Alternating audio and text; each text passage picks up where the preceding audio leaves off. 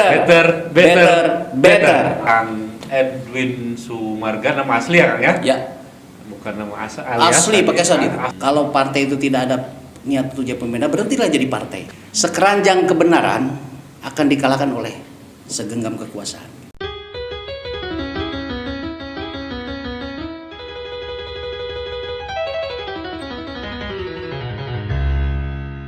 Assalamualaikum warahmatullahi wabarakatuh. Waalaikumsalam warahmatullahi wabarakatuh. Hai teman pemilih, welcome to podcast KPU Corner Kabupaten Bogor. Dengan semangat 5S, salam, sapa, senyum, sigap, dan sehat.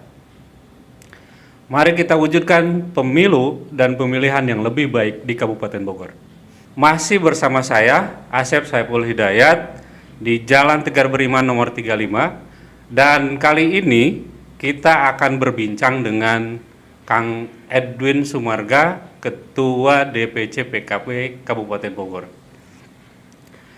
Baik teman pemilih, sebelum kita mulai obrolan kita hari ini, jangan lupa ya, subscribe, like, komen, share, dan nyalakan tombol loncengnya.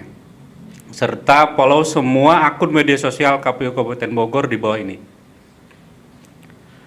Kang Edwin, Ya, gimana Kang Asep? selamat datang di podcast KPU Corner Kabupaten Bogor.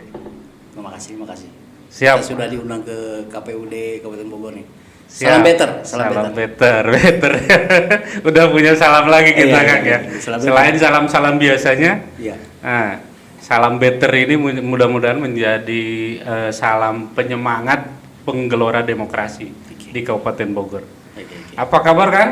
Alhamdulillah sehat Kang Asep. Alhamdulillah ya. Ya, rohani jasmani sehat alhamdulillah. Alhamdulillah.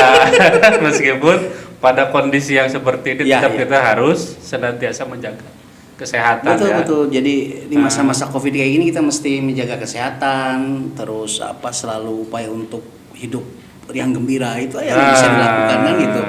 Sambil terus bersabar lah kira-kira begitu. Berdoa terus ya, Iya, berikhtiar iya. terus. Karena memang kondisi ini nggak bisa dihindari, harus kita hadapi kira-kira. Siap. Kang, Ya. sepertinya jadi ketua partai itu Iya. sangat sibuk sekali ya. Bisa diceritakan kan kira-kira kesibukan apa nih yang dijalani Akang Iya. saat ini? Saya pikir kalau jadi ketua partai ini butuh energi lebih ya. Energi lebih karena apa? Karena memang yang dihadapi ke depan itu kan tantangannya lebih besar. Terus kita juga dengan tentu saja orang pada paham Bogor ini dengan penduduk yang besar, Siap. desa yang banyak, kira-kira kan gitu. Tuh. Jadi butuh kerja keras juga untuk partai melakukan konsolidasi ke tingkat bawah. Tapi memang kan karena kita sudah terbiasa dari dulu, ya kan zaman mahasiswa kita kan mantan aktivis juga ya. Wah. Ini menarik nih. Ini nanti harus akan ceritakan. Jadi kita ini kan sudah terbiasa lah bergerak bergerak berjuang gitu dengan keuangan atau materi seadanya gitu. Seperti itu yang selalu ada di kita. Gitu. Betul Kang, nanti Akang harus ceritakan itu Ya. supaya juga menjadi motivasi buat teman-teman di Kabupaten Bogor tentunya gitu. Kang, kita juga ingin tahu nih, nama Kang Edwin itu nama alias apa memang nama asli gitu? Iya. Ada kan banyak nama tuh panggilan seperti Jack gitu kan yang tenornya. Padahal nama aslinya Ahmad atau Iya. Nama Kang Edwin ini sebenarnya nama asli apa bukan sih sebenarnya? Nama saya tuh lengkapnya Edwin Sumarga. Itu asli, pakai sound asli. Jadi bukan buatan. Walaupun lahir di Bogor, di Sunda, di Jawa Barat, tapi ayahanda itu mengasih nama Edwin Sumarga gitu. Sempat bertanya sesungguhnya nih nama artinya apa? Gitu. Apa arti nama Ya, itu? akhirnya ketika sudah mulai kita semenjak kuliah lah kita cek sebetulnya begitu pasti ayahanda itu memberikan nama pasti ada artinya. Ternyata memang sungguh hebat juga ya doa. Karena nama itu kan doa. Kita seperti punya anak, memberikan nama kepada anak kita adalah bagian dari doa. Jadi kalau Edwin itu di bahasa Inggris ya Edwin, Ed itu menambah, Win itu kemenangan gitu lah. Kalau Sumarga itu kan Sumarga itu dari Sanskerta. Susastra, sastra yang baik. Sumarga sesuatu baik, marga jalan.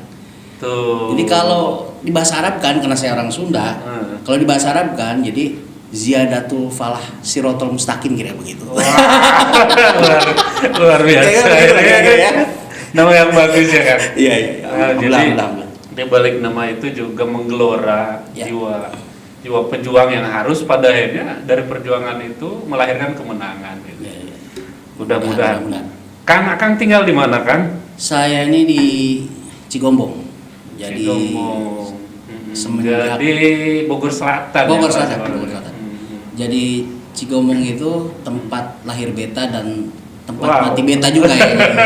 Jadi kita asli Bogor, menghirup udara di Bogor gitu. Siap. Insya Allah mengabdi terus untuk rakyat Bogor kita. Amin, amin.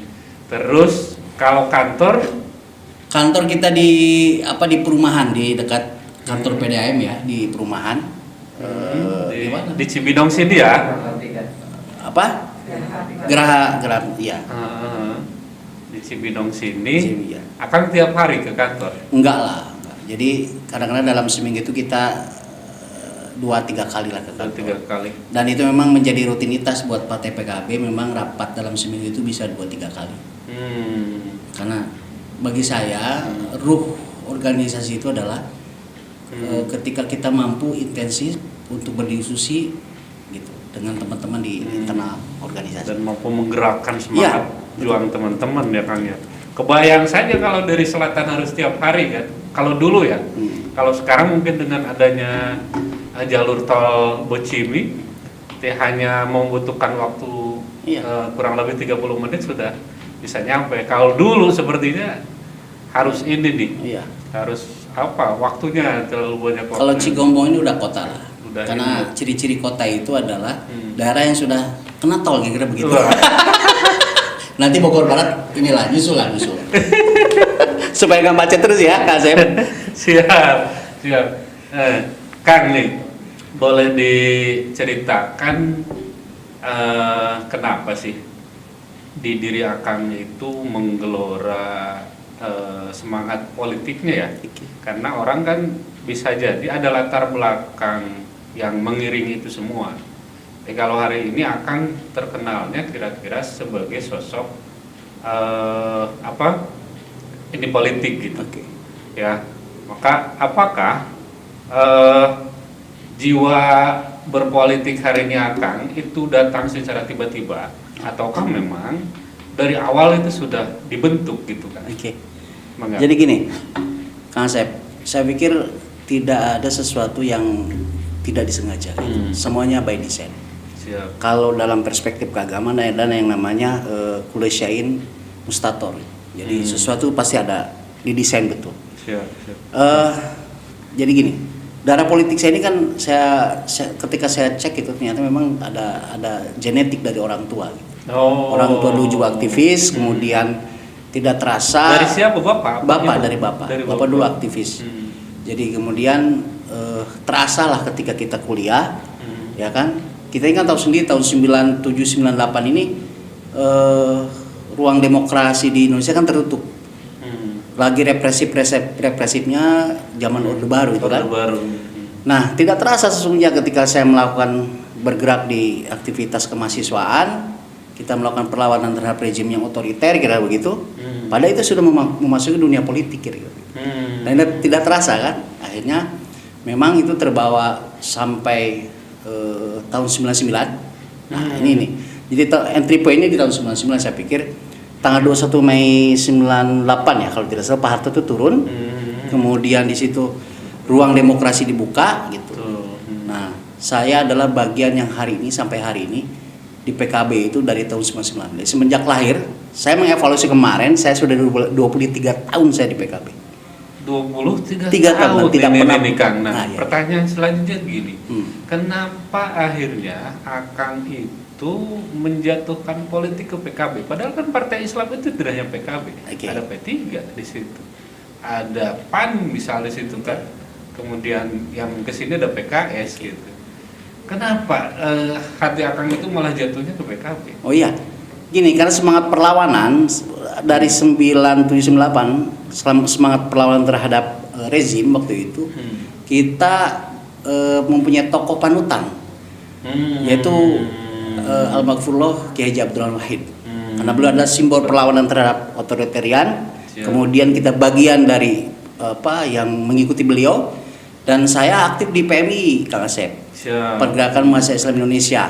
Dan itu Siap. sesungguhnya di bawah PBNU, NU gitu loh. Anak mahasiswa yang aktif, anak NU yang aktif di kemahasiswaan ya pakai PMI itu. Nah, siap, jadi siap. disebutnya kaum pergerakan lah kira-kira begitu. Kemudian dari situ karena memang saya buka sejarah aja ya, Siap, sejarah siap. PKB itu. PKB kan didirikan tanggal 23 Juli 98. Jadi pasca reformasi 20 Mei 98, PKB 23 Juli dideklarasikan oleh Ki Haji Abdul Rahman Wahid, Siap. Ki Haji Munasir Ali, Ki Haji Ilyas Ruhyat, dideklarasikan. Kemudian karena ini PKB kan hasil desakan dari kaum Nahdien sebetulnya. Siap. Jadi kaum NU ini mendesak bahwa PBNU harus secepatnya membuat partai, gitu. Karena akan dibuka ruang demokrasi multi partai kira-kira begitu. Kemudian PBNU sesungguhnya kan tidak boleh karena terkait dengan Hitoh 27 Situbondo yang bahwa NU tidak Harus boleh kembali berpolitik, gitu. dia harus di tengah gitu. Tapi karena ini desakan umat kira begitu, maka PBNU memfasilitasi dengan membuat tim. Dan salah satunya Kang Asep, tim yang membuat PKB itu yang dibentuk oleh PBNU adalah Ki Haji Ma'ruf Amin, wapres kita hari ini. Nah, maka tanggal 23 Juli itu dideklarasikan oleh Gus Dur di di Jakarta, di Ciganjur kira begitu. Siap. Nah, dideklarasikan Partai Pemenang Bangsa. Nah, saya karena memang PKB ini diinisiasi oleh PBNU, maka saya bagian yang harus membesarkan partai ini. Kira begitu. Pintu masuknya itu kira-kira begitu. Ada kesamaan. Karena kalau kita lihat PKB ini nggak, makanya dalam deklarasi itu ada yang nama Abdasiasi Kang Asep. Kalau di partai ini nggak ada visi misi, tapi sebetulnya di PKB itu ada yang namanya Mabdasiasi. Mabdasiasi itu namanya dasar-dasar pemikiran kenapa partai ini didirikan. Prinsip-prinsipnya kira-kira di situ.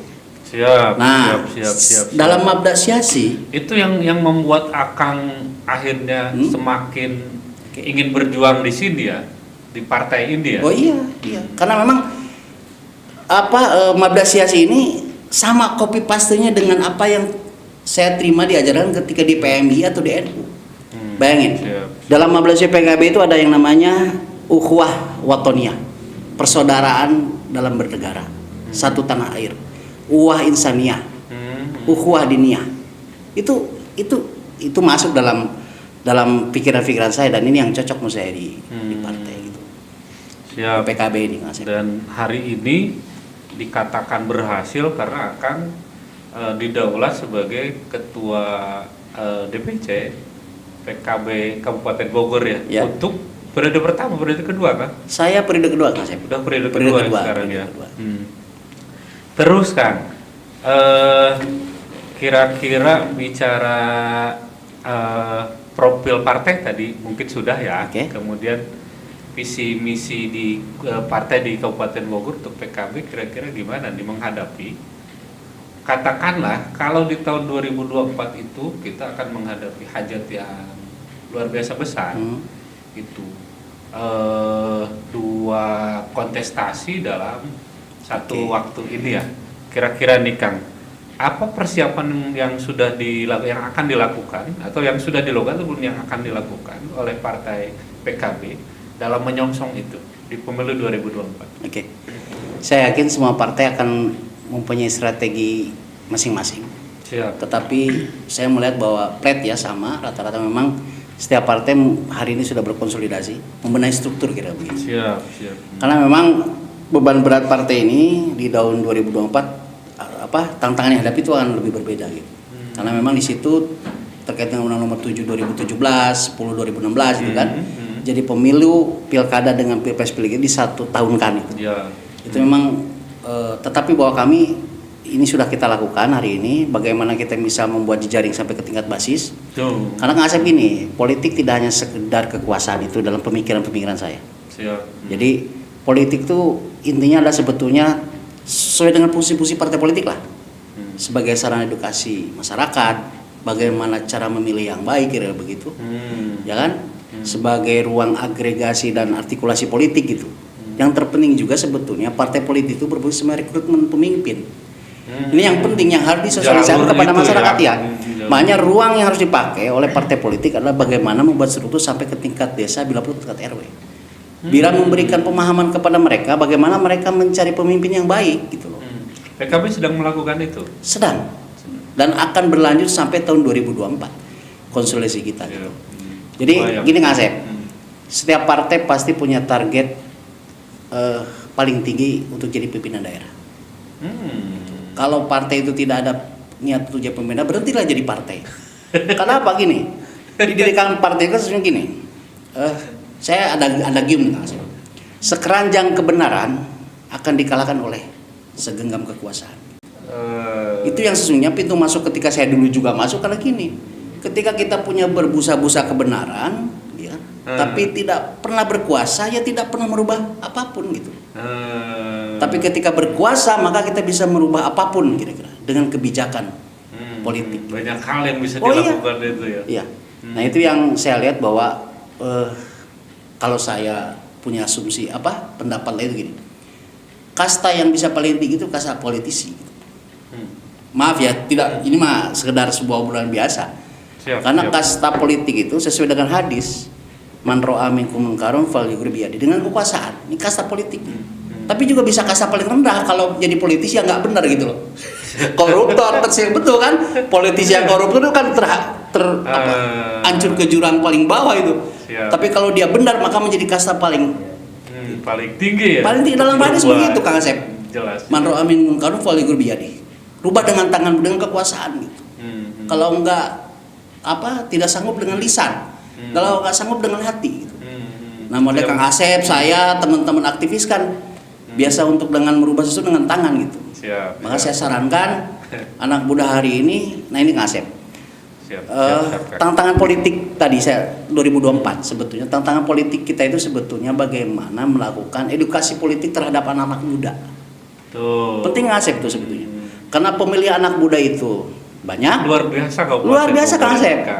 Tapi yang khawatir partisipasi politik mereka lemah. Nah itu yang karena memang sudah apatis terhadap politik gitu.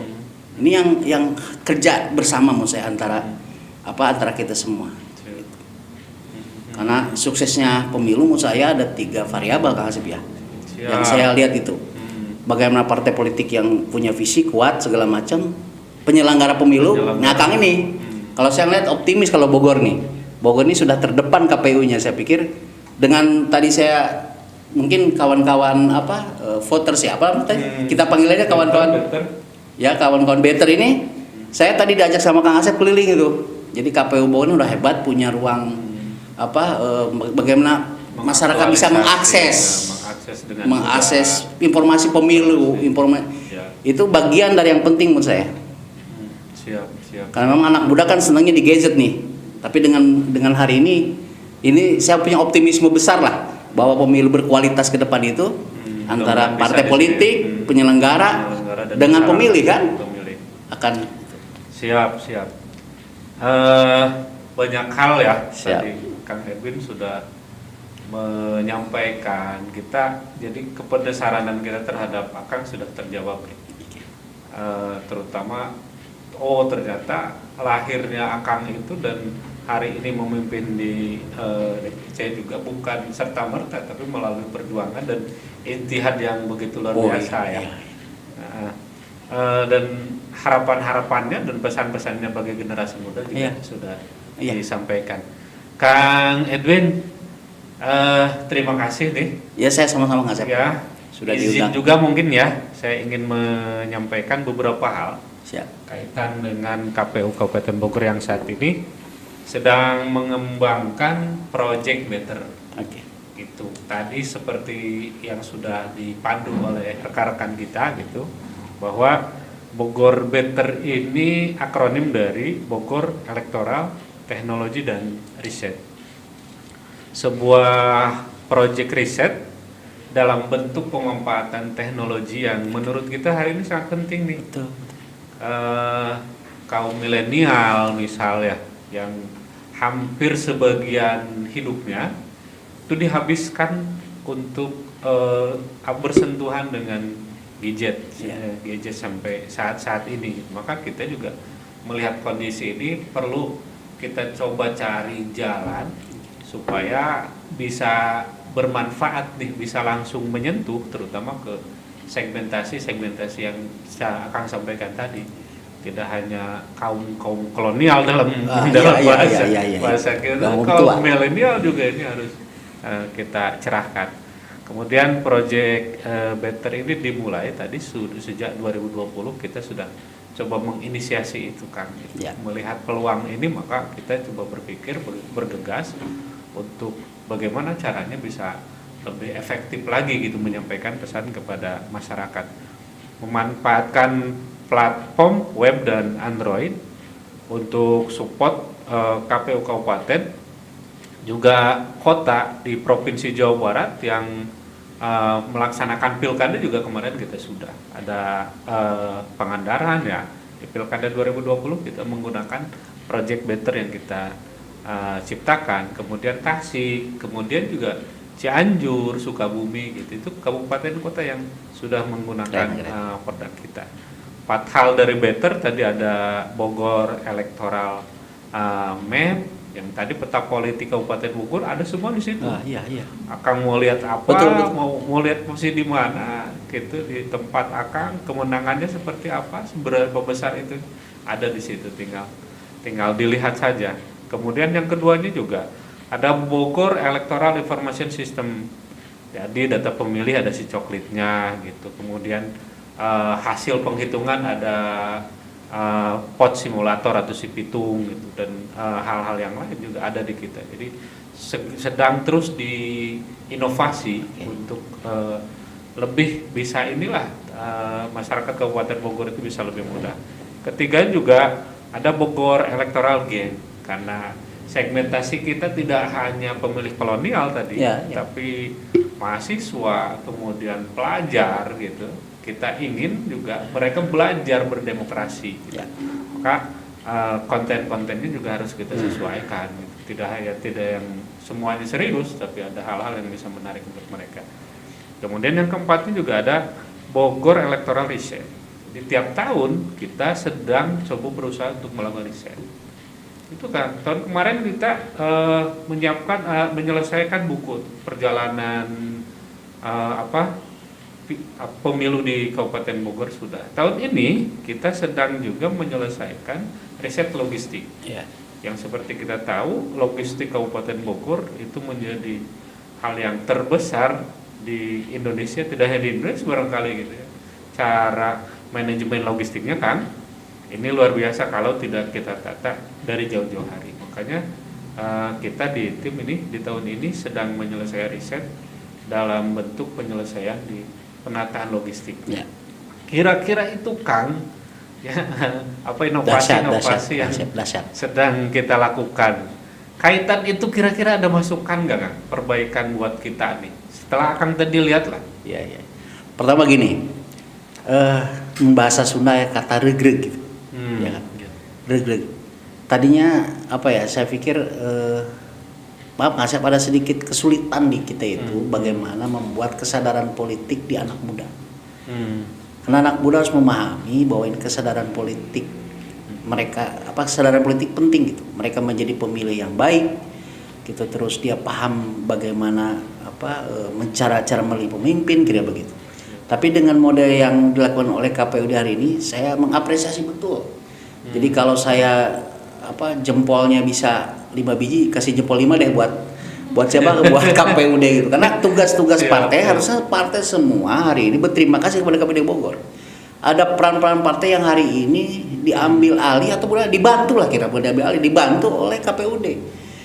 Banyak ngasih ide-ide teknologi IT ini penting karena memang dulu kalau kita melakukan seminar edukasi civic education itu ngumpulin orang di hotel berapa orang, sekarang nggak usah, sekarang pakai apa yang dimiliki KPU di kamar orang bisa lihat segala macam. Namanya menurut saya partai juga harus membantu bagaimana mensosialisasikan RPP ya namanya ya, Better ini. Better ini harus disosialisasikan sampai ke tingkat anak-anak pemilih pemula itu.